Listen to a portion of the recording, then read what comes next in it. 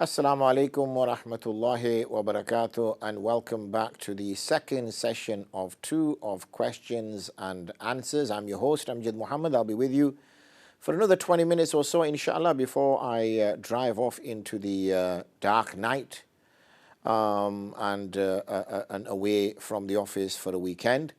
If you have any questions, and that's what we are here for, you need to ring 01274 214299. That's 01274 214299. We will now ready to take your calls for the next 20 minutes. If, on the other hand, you wish to email, then it's amjad.muhammad, amjad.mohamamed @alkhair, alkhair.org, and you will get your emails directly to my phone, and I will be able to answer them as soon as whilst we are still on air. So make the most of it, my dear brothers and sisters, as in about a quarter of an hour or just over a quarter of an hour, we will be off air. Okay, Adil Jazakumullah Khair. So I hear that a caller has called in on 01274 214299. Assalamu alaikum wa rahmatullahi wa barakatuh, dear caller. Wa alaikum assalam, Sheikh. Amjad, how are you, sir? I'm very well, thank you, Brother Javed. How are you keeping you well yourself? How's Wales? Wales, beautiful. Weather's been pretty strong winds and everything. Couldn't watch your program yesterday or day before and Tuesday as well. The wind was so strong, the satellite signal was pretty badly interfered. So this is one of the reasons I couldn't say salam to you and ask how's the family and daughters and sons-in-law, everybody are. I hope they're all well. Alhamdulillah, they are all well. And you were talking about whether I hear there's the beast from the east or something coming. Well, I hope it will, because we've got enough wind at the moment. And as I said, due to that, it did interfere with the signal for North Wales. I don't know what way it was like the rest of the country with your program. It's been breezy, but I don't think it's kind of reached to that level which obviously you experience. So maybe it was just limited to that kind of part of this of the UK. Well, let's just hope we don't miss your beautiful teaching and your beautiful Inshallah. experience to share with us. The reason I'm ringing is,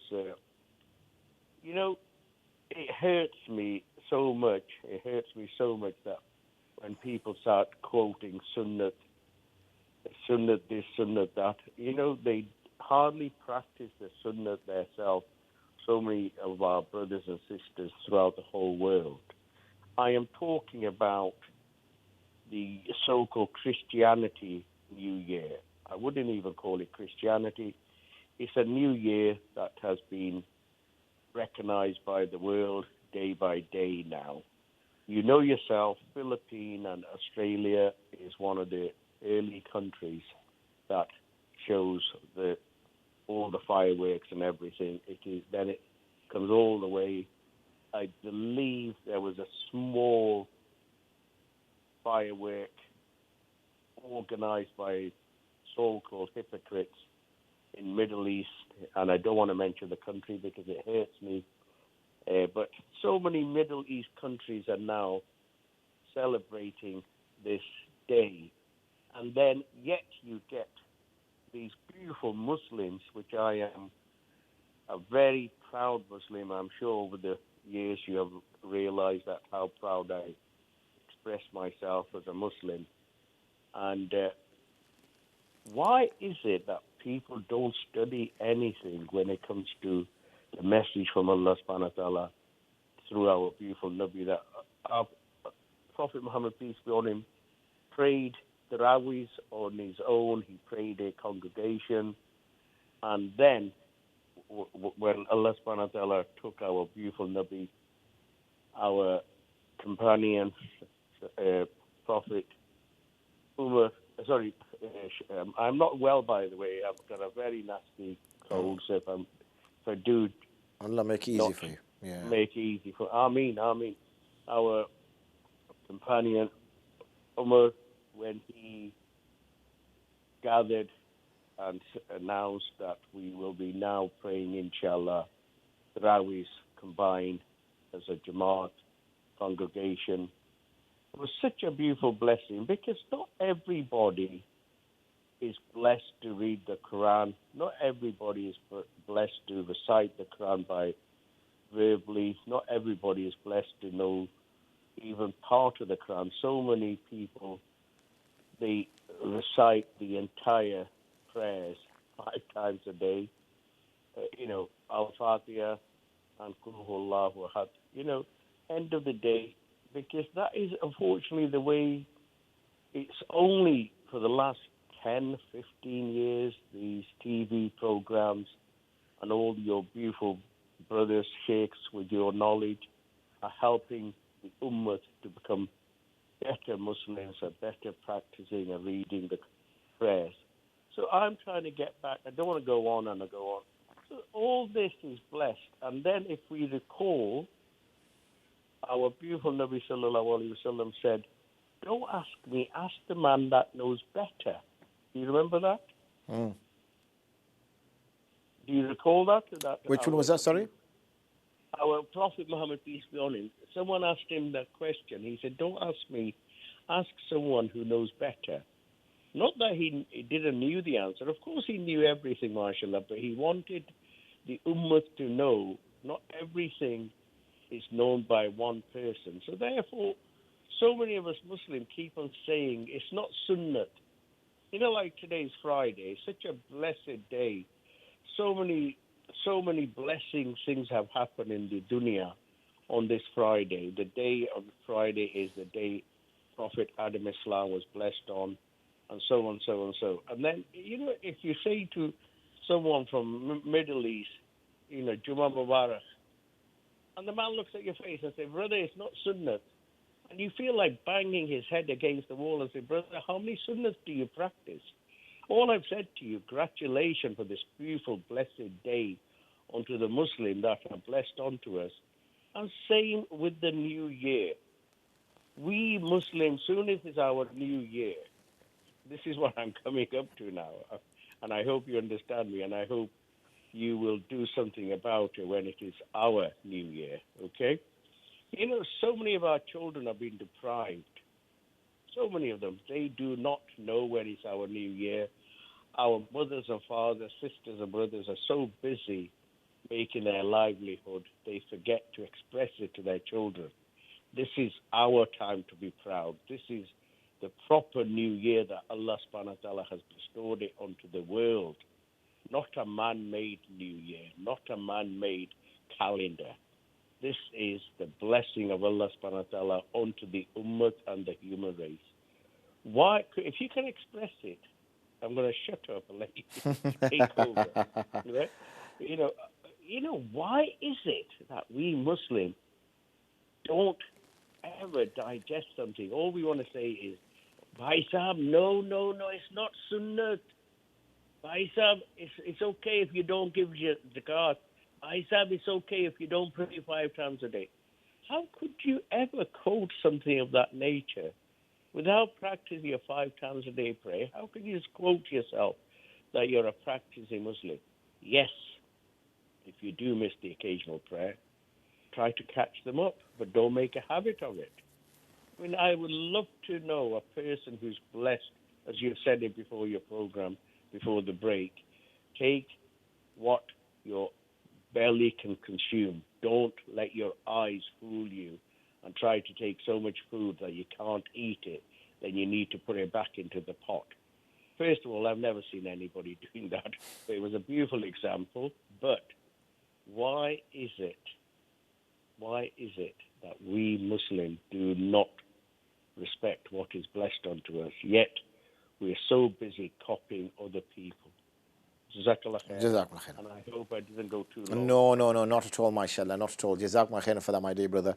It's always good to just hear another voice, to be honest, and have a chat, have a conversation. And what he's done as well, alhamdulillah, is given that few minutes for my throat. I do teach all day after about 4:30 after Maghrib. And then I have to stay after Maghrib. And then obviously when I finish teaching, I come across here and I'm talking to you constantly as well, alhamdulillah. And I've got a little bit of a kind of a sniffle and a little bit of a sore throat, particularly right here on the right-hand side. I don't know why, it's just so, It's never so specific as my sore throat. It's always, around. But today, like this week, it's been right here. And it's causing me immense pain. Even trying to swallow saliva is very painful. And it's exacerbated. It gets worse when obviously I use it and I talk. So, alhamdulillah, jazakumullah khair for that, for giving me a little bit of a breather. As we said, hear another person's voice. And really, it's just the case of I think I'll just pick up on a few points, but the one point in particular which our brother was asking was just to elaborate on the point of how we are quick to kind of be sort of judgmental on other people around us, and maybe not take that same level of scrutiny, or apply that same level of scrutiny, or apply that same level of criticism on our own practice. So in a way, we kind of can't help but make excuses for ourselves, and we don't make the same excuses for other people. In fact, we're ready to jump down their throat or pick people up on matters. And this, unfortunately, is how the human mind, how the human psyche develops. Because the human mind and the human psyche, the way it develops, is because our eyes are here, and we only see with these eyes, and these eyes look outwards. Okay? We don't see with the eye of the heart, because what the eye of the heart does, it also looks inwards. And when we only see with the zahiri eyes, as we call them, the eyes of the apparent, then we can only see what's going on in front of us, what's happening with this person. Oh, look what he's doing. Oh, look what she's doing. Oh, look what they're doing. Oh, look at this. Oh, look what he's doing wrong. And these eyes can't see inside. Okay? But the eye of the heart, it's looking into the soul. It's looking at our own character. And as much as it's important to try to save other people, it's more important to save ourselves. So, some people may feel, oh, I'd rather give advice to people. Alhamdulillah, there's nothing wrong in that. Excuse me, especially if it's something which the person is unaware of. But in reality, it's about, saving ourselves. If there was, say, £100,000 somewhere, you wouldn't necessarily tell another person where the £100,000 are. You would go yourself and find the £100,000. And once you found them, then you would say, if you couldn't get any more, then you would say, oh, by the way, there's £100,000 available in this place. It's only when you can't get it anymore. But when it comes to offering advice to other people, then we are quick at hand. On the counterbalance to that as well is that when we receive, when we're on the receiving end of advice, even if that person's intention is wrong, let's just say he wants to belittle us, or he wants to find fault in us, or he wants to make fun of us, or whatever his reason is for pointing something out that we've done, then we shouldn't look at his motivations or her intentions. What we should do is assess that piece of information and say, does this help me? Okay, does this help me? And if it helps you, alhamdulillah, take it. You are being offered free advice. Being offered free advice is fantastic, because you're not even being charged for it. So inshallah, it's a fine balance to strike. So jazakallah khair, my brother, for the call. We have a few minutes left, so please do get your call in, because we will be going off air. And once we do go off air, then that's it till we see you again next week, inshallah. I will try to sneak a couple of questions in, or maybe a question in before we do go off air from our group. Assalamu alaikum, Mufsab. If I teach someone any dua from the Quran or Hadith, is it my responsibility to teach them the tajweed rules as well? As it's very difficult to correct the mistakes in makhraj, mad, etc. in a short time. Can I just teach them dua and leave it upon them to learn the tajweed? Wa alaikum assalam wa rahmatullahi wa barakatuh. Yes, absolutely so. You would teach them the dua. Obviously, at the time you're teaching them, you would teach them with tajweed. You wouldn't teach it without it. You would teach it with tajweed, and if they cannot pronounce it, then you will have to say to them, you need to practice this. You are not teaching them by them practicing it with you. You are teaching them by making them aware of what is, how they should be pronouncing it. And then say to them, look, you do need to study with I'm assuming the student is a female, that you do need to study with an APA or an alima who will go over this with you and make you understand it. Assalamu alaikum, respected Mufsab. If I bleed from a spot or wound on my back, or if pus comes out, but because I cannot see my back and whether the najasa actually flown or is my wudu still intact? Wa alaikum assalam wa rahmatullahi wa barakatuh. Sister, sounds like a little bit of a trick question because if you're bleeding from a spot on your back, how do you know you're bleeding from it? Because you said, I cannot see it. So if you are bleeding from it, you don't know, you don't know. You carry on. How do you know? But if you're bleeding from it and you check your garments and there's blood on it, then obviously you can't pray. So you will only not pray if you see the blood. And if you do not see the blood, then how can you say it, that it has or hasn't? If you see it on your garment, then you will just assume that it flowed. It's better to assume that and, clean your garments, wash your garments and repeat the wudu. Don't take the risk that, did it flow, did it not flow? Because you're not going to know that. A minute and a half. Can I squeeze another one in? Assalamu alaikum, Sab. I saw a magnetic clover-shaped necklace, but in the description it says good luck and protection. Does this mean I cannot buy this? Because if I wear it, I know it won't bring me protection, but I like the design of it.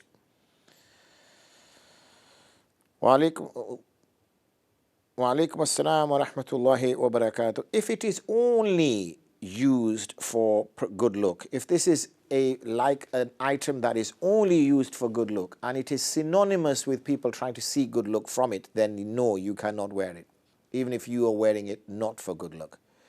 But if it's an item that only some people use it for good luck or people think it brings good luck, but there is no sort of systemized belief behind it, then there is some permissibility. So it's really how that item is used and thought of by the people. We do have one question, but we're not going to have enough time to answer it because we have run out of time. We will be back same time, same place next week, inshallah, with more questions and answers. For now, I wish you the best. Make dua for us so that our event goes well on Sunday.